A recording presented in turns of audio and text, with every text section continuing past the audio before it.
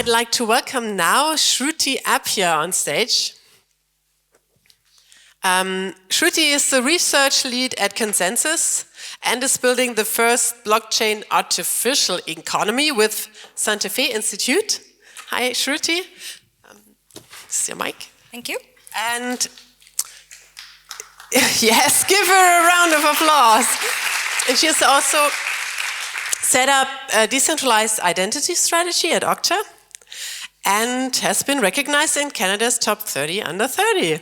And today you will talk about the mystery of artificially intelligent economies. Yes. Looking forward. Thank you. Thanks. Thank you. So, as Angela said, today we're going to be talking about artificially intelligent economies. It's a special talk that I prepared for this particular event because I think that you all will be able to grasp the concept. So, here we go. Okay, so a little bit about myself. I'll go through this super quick because we only have 20 minutes. So I used to lead research at Consensus, and therein I did token engineering research, wherein I developed everything starting from the token utility canvas, which is basically an analog to the strategizer's business model canvas, but for tokens. And more recently, I'm also working as a research scientist at the Santa Fe Institute. I'm working in collaboration with them, and so a lot of the talk today is going to be based on some of the work that I'm doing currently. And prior to this, I was also leading digital identity at Okta, wherein I founded the concept of digital decentralized identity in an enterprise environment, and I proposed it to them. So that actually manifested today in a $50 million venture fund when they are actually just investing in identity products that are implemented via a decentralized technology, as well as a little bit of machine learning here and there. I'm also advising, and I'm a visiting scientist at Tallinn University of Technology. And Tallinn University of Technology, based in Estonia, by the way, is just starting their blockchain technology lab, and now that's also taking on a token engineering flavor, which is the primary thing that I'm advising. And by trade, I'm a systems design engineer. I also graduated from University of Waterloo, and I worked at IBM and a few other places. So I want to really motivate how crypto systems are akin to complex systems. So crypto systems are basically, you have a multi-agent system where multiple agents are interacting with each other, and so you can't actually break down that system into the individual components. So in traditional engineering, what we do is we take a massive airplane, let's say, then we break it down into its individual constituents, and then we study those individual constituents, develop differential equations for it, and then we formulate the entire system by just putting together those differential equations and then coming up with a picture of the whole system. You cannot do that with crypto systems because the interactions between the agents, the interactions between all the people that are making transactions with one another are actually extremely important as well to take into consideration. That is actually what leads to emergent effects and emergent phenomena that you will end up seeing in your system that will lead up to bottom-up effects that you will actually see when these agents interact with each other, not just exist as their own. Then there are a few other properties of complex systems as well, which is that they're nonlinear, meaning that even the smallest amount of change in the signal can actually amplify and amplify and amplify and lead to an extremely large output in the signal that's coming out. So there are a lot of these properties that are kind of analogous to complex systems. And so why don't we actually just take the wealth of research and science that has been studied with complexity and apply it to crypto systems, right? So within complex systems, there is actually a field called complexity economics and artificial economics, which deals with the study of economic agents and economic decision-making when looked at it under the lens of complexity. So you don't just use those economics graphs where you have like the supply and demand curves. Now you actually simulate it and understand it through simulation. So that is what I will be talking about with regards to artificial economies.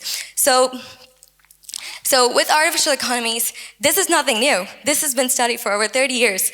And this kind of coordination problems that happen with when many agents are interacting with each other and they want to achieve either consensus or they want to just maximize their own returns, that kind of problem you will actually see in many systems, not just in economic systems. You will also see it in ant colonies. You will see it in swarms of robots that are interacting with each other, right? So recently, we have actually become more fond of these types of problems because of the fact that we have autonomous vehicles. We have to have those multi-level coordination between things that are just interacting on their own vectors, right? So that's why we have become more fond of it. And now we're starting to look into how nature has been inspiring us to create optimization algorithms as well as coming up with computational structures that will actually allow us to study these different types of multi-agent coordination systems.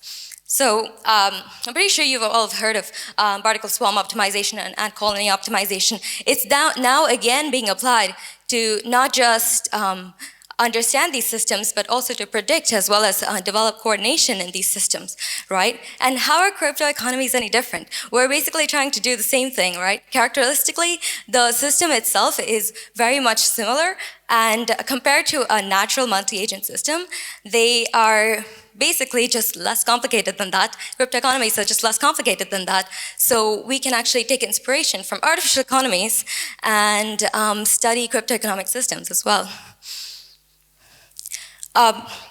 So some of the merits also, I'm gonna go back one slide. Okay, so some of the merits of actually using simulations to study artificial economies is that you don't have to have extensive compute power. So if you were to actually take the analytical game-theoretic approach to studying a crypto economy, then you would have to make the entire decision tree of all of the strategies that you can actually have in any particular cryptoeconomic decision, right? And you would have to compute the optimal strategy based on all of the utilities in every time step. And so that becomes extremely hard to compute Nash equilibria or even quantum response equilibria or any type of game-theoretic equilibria. You would have to have extensive compute power when you're not just studying one agent that's making decisions, you're studying hundreds and millions of agents that are simultaneously making decisions and simultaneously computing and solving for their optimal policy, right? So it makes it a very extensive in computation problem. So that's why if you use simulations instead of analysis, you can actually do it with much less compute power, and you can actually develop or come up with Nash equilibria, or you can come up with stable states or global stable states in a much quicker amount of time.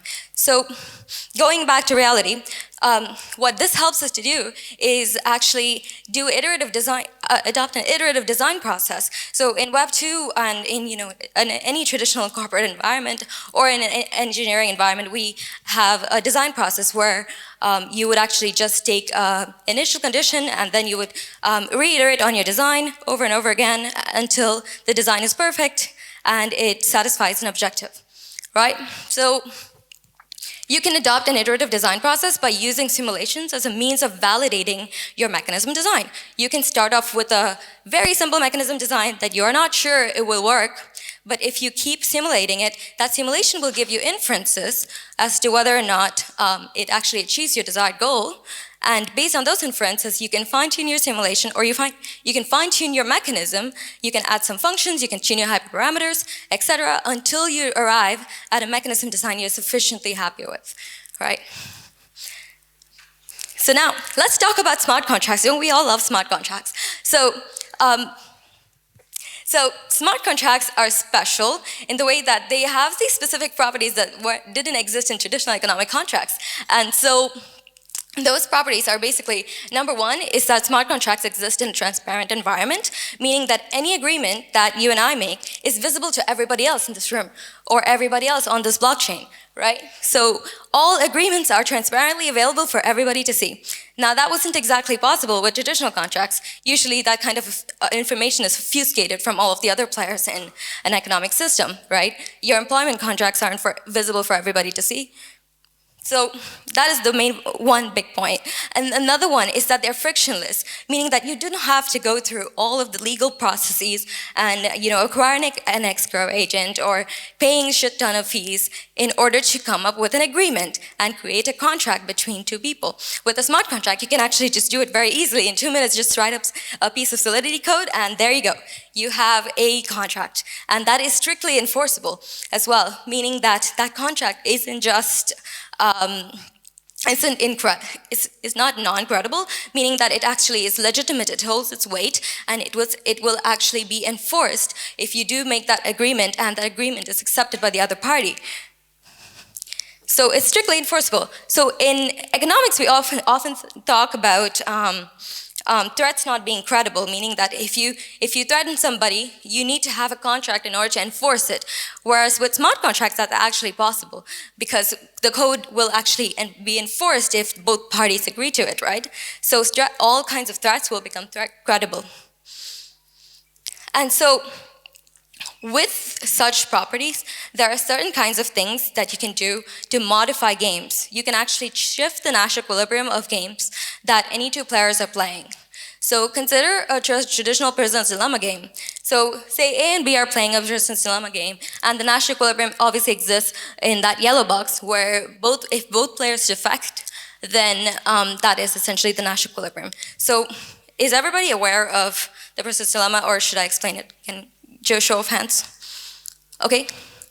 Okay, I think there's few people that do not understand. So basically, it's say two members of a criminal gang got caught up in a prison, right?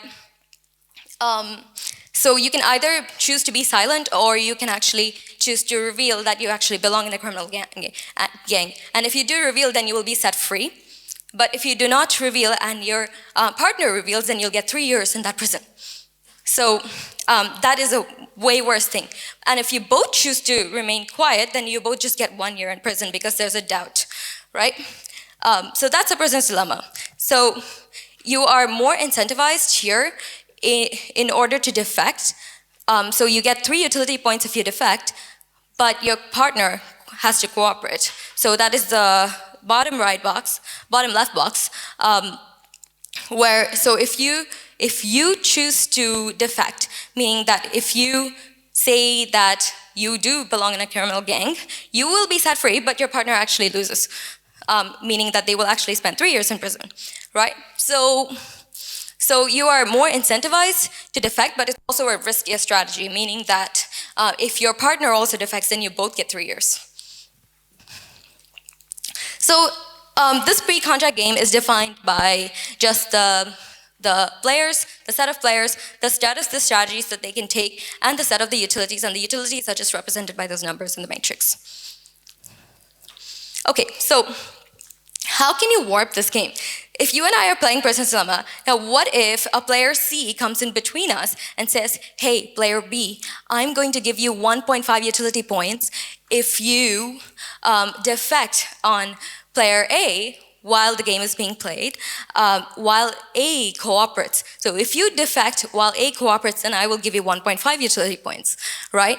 And so that is the warping contract. And the warping contract can essentially just be a normal smart contract where the contract is actually transparent. So meaning that A actually can see that C comes to B and proposes this specific game warp. But nevertheless, if A participates in the game now, the game fundamentally changes. So now the game actually changes to this composite game where the Nash equilibrium is now A defects and B cooperates, as opposed to before where when A defects, B also defects, which was what it was initially, right? And that is usually how normal prisoner's dilemma is. But C, a third player came in and was able to modify the game that A and B are playing just because they had specific information and an understanding between the game between A and B. So you can see how this is usually not the case in traditional economies because you aren't aware, number one, of the game that two players are usually playing, and you are also not able to make such contracts or warping contracts because they're really expensive to put together. Now This doesn't just happen in 2-player games. This can happen in n-player games. You can have extensive forms of this happening, not just between 2 players. You can actually warp many games that many different players are playing with each other. And another scenario that can very easily occur is also coalition forming. You can actually have an emergence of cooperation between multiple agents to maximize their own benefit. So you can actually pool multiple parties' wealth in a pooled utility, and you can have that to make even more attractive offers for player B to take. Say, instead of just offering 1.5 utility, now you can offer like 3,000 utility, because now you have formed a group of many different game warpers, and all of those different game warpers have now shared their resources in order to make even more attractive and more extensive game warps, where they're able to get exactly what they want with high certainty. So coalitions can form, and it's not just that A and B, like the most dumb players per se, are getting warped.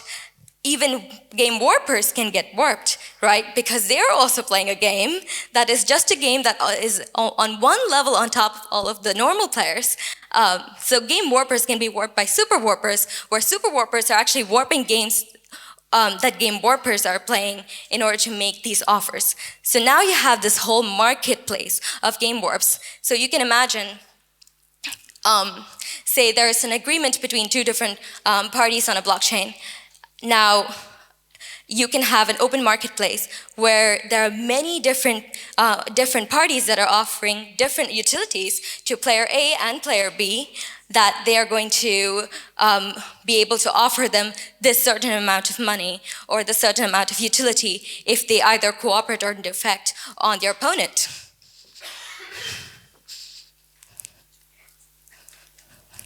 So, how do we study this? It sounds very scary because it's something that we don't understand. It is not conceivable by humans, right? So how do we actually understand it? So this is conventional reinforcement learning, where you just have an agent which is affected by the environment, and the environment basically sends feedback loops back to the agent, and the agent performs actions that change the environment, right? And this is just a normal Q-learning function where Q represents the reward that an agent would get when they make a particular action, right? You can study this using not just agent-based simulations, but these special agent-based simulations, which are called multi-agent reinforcement learning simulations, because you would want these agents to be considered as little humans on a computer, right? So how do you create little humans on a computer? You need some sort of learning there. So that's why we use multi-agent reinforcement learning. And with this, it's a step away from just traditional agent-based simulations. By the way, traditional agent-based simulations is how I first started back in 2016. And I moved on to doing multi-agent reinforcement learning because you can have heterogeneous objectives, and also increasing complexity in any model in a traditional agent-based model will actually lead to overfitting. As you might be aware, overfitting is such a great concern in any kind of machine learning problem, and that also happens with agent-based simulations. So you can actually use multi-agent reinforcement learning, because that way you don't actually have to hard code the agent's action into the program. The agents just choose whatever they want to do, and they will evolve over time, get more intelligent over time by learning from their environment. So this is basically an iterated prisoner's dilemma game. It is a normal agent-based simulation. You can see that the incentive for any player to defect when they have defected previously is 1.71 times total cooperators. So red represents defect while the previous move was also defect. So eventually everyone ends up defecting. But if you actually decrease it a little bit, you can learn that there is a stable-ish state, like a global kind of stability that arises when you have a smaller number associated with the incentive to defect. But if you have something that's close to 1, you can see that everybody tends to cooperate. So cooperate is represented by blue, so you can see that everybody tends to cooperate when its incentive to defect is almost neutral. Right, so now this actually changes the meaning of money, because if you have many AI agents that are interacting on a system, making game warps on each other, now this actually makes it such that the agent that is able to make or compute or solve for the most optimal strategy is the agent that is able to get the highest utility out of the system, right? So that who is able to complete the most optimal strategy? The one with the most computational power. So computational power will be akin to money in such kinds of systems, and it's rather inevitable that they actually come up with human inconceivable strategies, because the example that I showed you is just one way games can be warped. There can be n numbers ways in which games can be warped, not just between two players, but between n players in a multi-scale system, right? So you can imagine what kind of strategies and what kind of coalitions and cooperation methods will be formed in such systems. Are you all right? And so that's all. Thank you. Thank you, Shruti. I think we will dive deeper into artificial economies many times in the future. Very exciting. Thank you. Thank you so much for being here. Thank you for your talk.